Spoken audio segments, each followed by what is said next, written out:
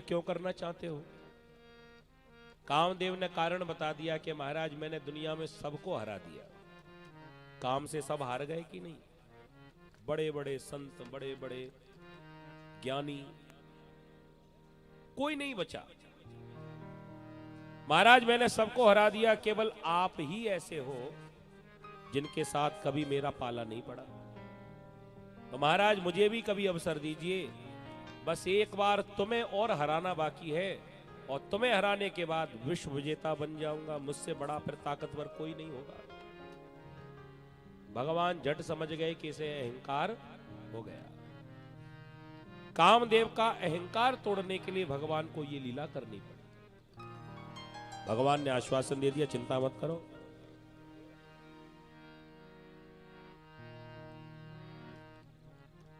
कह दिया शरद पूर्णिमा की रात्रि जब आएगी, अपनी समस्त कलाओं के साथ में चंद्रमा शोभित होगा, तब तुम आना मेरे साथ में युद्ध करने के लिए। मैं तुम्हारे साथ युद्ध करने को तैयार हूं, और अकेला नहीं हूंगा, मेरे साथ में बहुत सारी गोपियां भी होंगी। तो भगवान ने कामदेव के साथ युद्ध करने के लिए इस महाराज की योजना बनाई। हम लोगों को पूरी जानकारी नहीं होती, इसलिए हम भगवान को भी गलत ठहरा देते हैं। दुनिया में ऐसे ऐसे लोग हैं, लोगों ने राम जी को नहीं छोड़ा, भगवान कृष्ण को नहीं छोड़ा, दो चार बातें लोग हमारी कह दें तो क्या बड़ी बात है।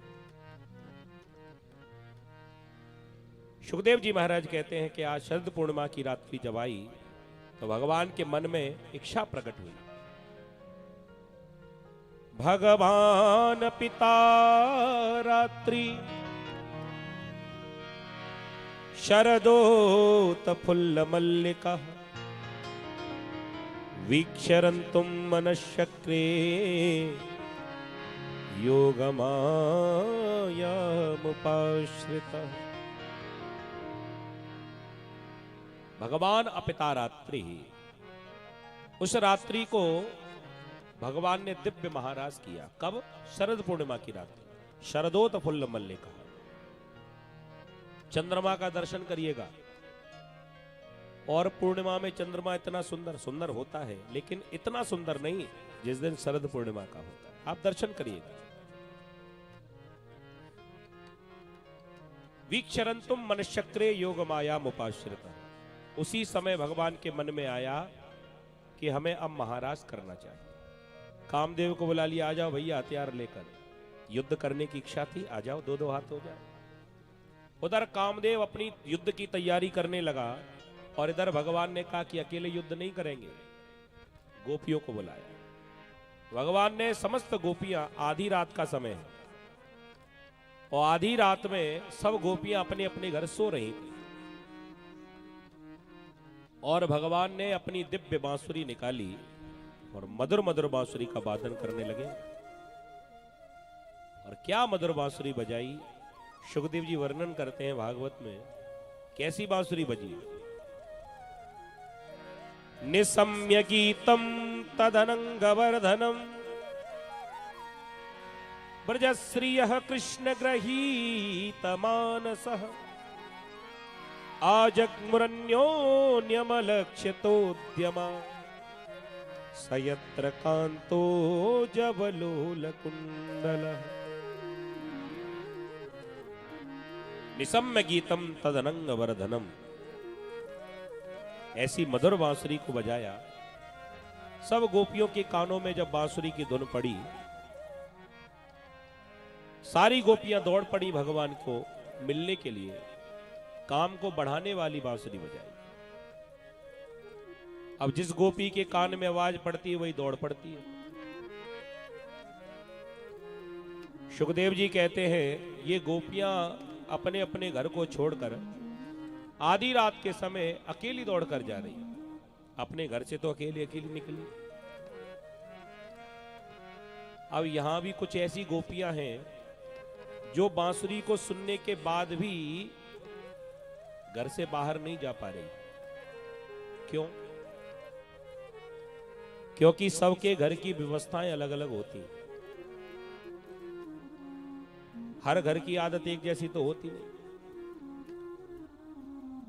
किसी किसी घर में तो सास इतनी खतरनाक कि बेचारी बहू की सांस ही बंद हो जाए। प्रेम से बोलो राधे राधे। आपके जयकारे से तो ऐसा लगा जैसे आपकी भी सांस रुकी भई है। हर घर की बात नहीं है जी, किसी किसी घर में, और किसी किसी घर में बहुएं ऐसी खतरनाक आ जाए कि बेचारी सास की सांस बंद हो।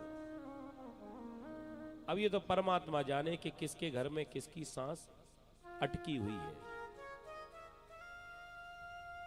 कहीं कहीं बहू का पाला भारी, कहीं बेचारी सास का।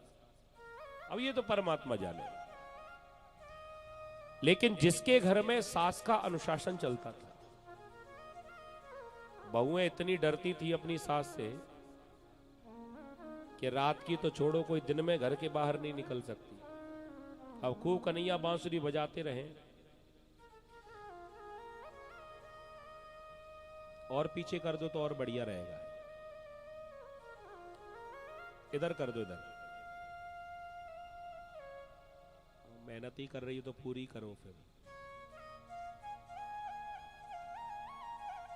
बोले वृंदावन बिहारी लाल की जय। ऐसे होते हैं भक्त, देखो अपने आप जगह बना ली, महाराज दिखाई नहीं पड़ रहे हैं। अब ऐसा कोई पहलवान ना आ जाए जो बॉक्स ही हटा दे। फिर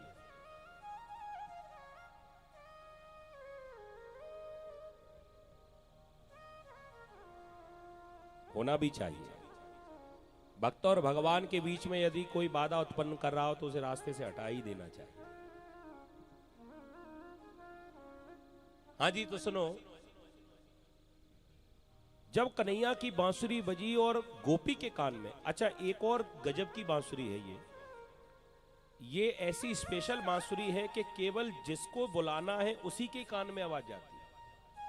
नहीं तो उसी घर में गोपी थी, उस बाई घर में उनकी सास थी, तो सास के कान में तो पड़ी नहीं।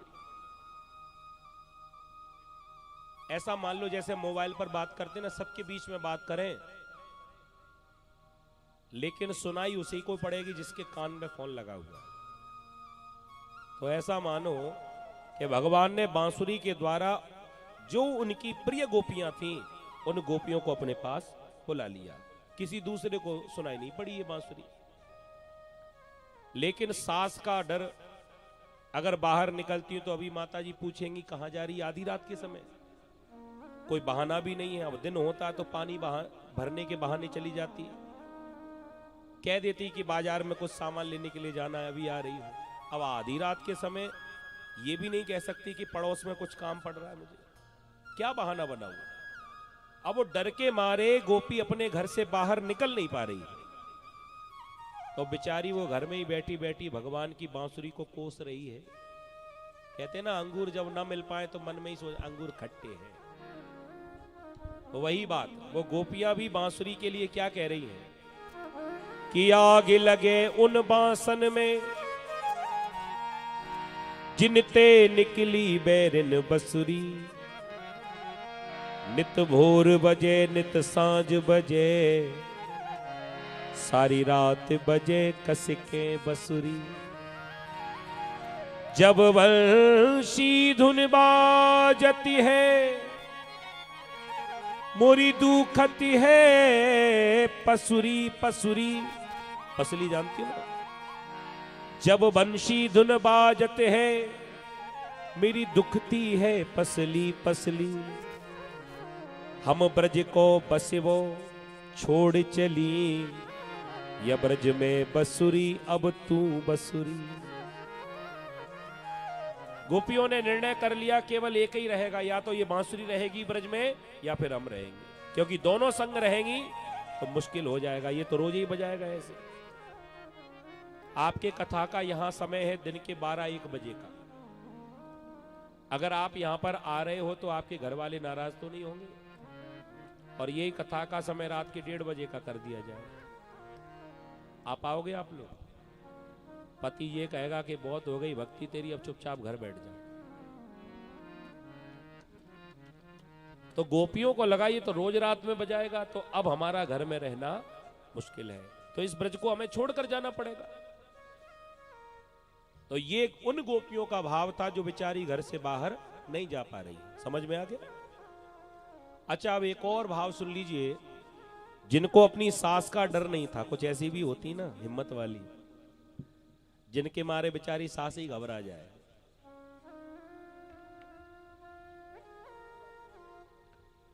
जिनको अपनी सास का डर नहीं था और आधी रात के समय भगवान ने बुलाया, वो गोपियां आधी रात के समय ही दौड़ पड़ी। और वो जाकर क्या कह रही है? श्याम कन्हाई बाबा नंद की दुहाई, नेक बैसी तो बजाओ जैसे बादिन बजाई। गौवन ने नीर छोड़ो, बछरन ने चीर छोड़ो। भगवान की जब बांसुरी बजी तो गैया पानी पीना भूल गई और बछड़े दूध पीना भूल गए। गौवन ने नीर छोड़ो, बछरन ने चीर छोड़ो। ब्रज की ब्रजबाला सब काम छोड़ धाई। को गोपी पति की सेवा को त्याग आई। को गोपी खीर में नमक डाहर आई। बेसुध हो गई ना। अब डिब्बे में चीनी है कि नमक, इन्हें पता ही नहीं चला, क्योंकि ध्यान कहीं और है। और ध्यान कहीं और होगा तो काम हमेशा उल्टा होता है। तो कन्हैया की बांसुरी बजी और ये घर में जो भोजन बना रही थी, इन्होंने क्या किया?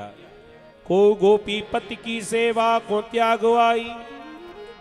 को गोपी खीर में नमक डारी आई। श्री राधा रानी श्रृंगार करत महलन में, कंगना के धोके हाथ नथ पहरवाई। ये गजब की बांसुरी है भगवान की। श्रृंगार करते करते ये भूल गई कि ये नाक की नथ नहीं है, वो तो कंगन समझ के पहना। भाग गई, दौड़ पड़ी। ऐसी भगवान की गजब की बांसुरी है। सब गोपियां दौड़ी दौड़ी कन्हैया के पास जा रही हैं। अब भगवान की बांसुरी कैसी बज रही है, थोड़ा आप लोग भी अगर इसका आनंद लेना चाहते हैं तो मन से हम भी कन्हैया की गोपी बन जाए। क्योंकि इस महाराष्ट्र में इसका टिकट लेना पड़ता है, फ्री में यहां पर नहीं जाया जाता। भगवान ने जो जो इनकी गोपियां थी केवल उन्हीं को बुलाया अपने पास। अब जो कन्हैया की गोपी होगी वो तो इस महाराष्ट्र में जा सकती है। और भैया जो गोपी नहीं है, माने कन्हैया से जो प्रेम नहीं करते हैं, वो इस महाराष्ट्र में प्रवेश नहीं कर सकते।